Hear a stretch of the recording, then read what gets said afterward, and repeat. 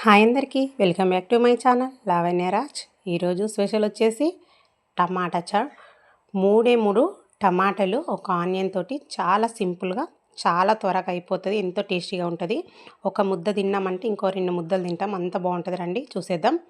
3 టమాటాలు, ఒక ఆనియన్ తీసుకొని ఇట్లా సన్నగా ముక్కలాగా కట్ చేసుకొని గిన్నెలో వేసుకొని ఇప్పుడు ఇందులోకి కొద్దిగంత చింతపండు కడిగి వేసుకొని ఒక 2 గ్లాసుల వరకు వాటర్ వేసి స్టవ్ పైన పెట్టి మంచిగా ఉడికిద్దాం. ఆనియన్ ఇంకా టమాటా మంచిగా ఉడకాలి. మధ్యలో ఇట్లా చెక్ చేసుకుంటూ ఉడికిందా లేదా అని చూసుకొని ఉడికిందని తెలిసిన వెంటనే స్టవ్ ఆఫ్ చేసుకొని ఒక 5 నిమిషాలు పక్కకు పెట్టి చల్లారనిద్దాం. చూడండి, ఇప్పుడు పూర్తిగా ఏం చల్లారలేదు, కొంచెం వేడిగానే ఉంది. అయినా కూడా మనం మిక్సీ జార్లో వేసుకొని మిక్సీ పట్టుకోవచ్చు. ఇప్పుడు ఈ వాటర్ పక్కకు పెట్టేసుకుందాం.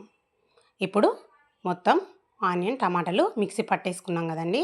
చూడండి, ఈ పేస్టుని ఇందాక మనం పక్కకు పెట్టి ఉంచుకున్నాం కదా, టమాటాలు ఇంకా ఆనియన్ ఉడికించిన నీళ్ళకి వేసేసుకొని ఒకసారి స్పూన్ తోటి బాగా స్పూన్తో కలిపేసుకొని ఒకసారి చూడాలి చిక్కగా ఉందా పల్చగా ఉందా అని చూసేసుకొని ఇంకేమైనా వాటర్ అవసరం ఉంటే ఇంకొద్దిగా వాటర్ వేసుకొని ఇంకాస్త పల్చగా చేసుకోవచ్చు.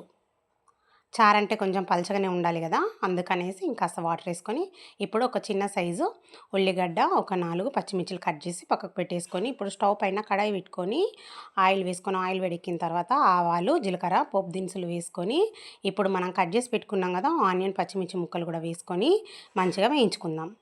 ఇప్పుడు ఇందులోకి ఒక స్పూన్ వరకు అల్లం వెల్లుల్లి పేస్ట్ని కూడా వేసుకొని బాగా వేయించుకుందాం. ఇందులోకి టేస్ట్కి సరిపడా సాల్ట్, అలాగే పసుపు, అలాగే కారం అయితే కాస్త చూసి వేసుకొని ఇలా బాగా కలిపేసుకోవాలి. ఇప్పుడు ఇందులోకి కళ్యామాకు రిబ్బలు కూడా ఒక 5-6 వేసుకుందాం. ఇది చేసేటప్పుడు స్టవ్ అనేది మీడియం సిమ్లో పెట్టుకోవాలి. ఇంకా అది వేగిన తర్వాత మనం రెడీ చేసి పెట్టుకున్న టమాటా చారు ఉంది కదా, దీంట్లోకి మర్రేసుకోవడమే. చూడండి, వేసేసుకున్నాం కదా. వేసేసుకున్న తర్వాత ఇప్పుడు దీన్ని బాగా కలుపుకొని కాస్త మరగనిద్దాం. మంచిగా కలిసి బాగా మరిగేలాగా చూడండి. ఇప్పుడు ఇలా బాగా మరుగుతున్నప్పుడు ఇందులోకి మనము 1/2 స్పూన్ వరకు ధనియాల పొడిని కూడా వేసుకుందాం. అలాగే ఒక నిమ్మకాయ వక్క కూడా పిండుకుందాం. ఇది వేయడం వల్ల ఫ్లేవర్ అయితే చాలా బాగుంటుంది. ఇలా అయితే ఒకసారి ట్రై చేయండి. ఇలా నిమ్మకాయ వక్క పిండుకున్న తర్వాత మంచిగా ఒకసారి చారుని బాగా కలిపేసుకుందాం. చూడండి, ఇలా బాగా కలిపేసుకుని ఒక 2 నిమిషాలు చారుని బాగా మరగనిద్దాం. ఒక 2 నిమిషాలు మరిగిన తర్వాత ఇప్పుడు కాస్త కొత్తిమీరని కూడా కట్ చేసి వేసేసుకొని ఇంకా స్టవ్ ఆఫ్ చేసుకోవడమే.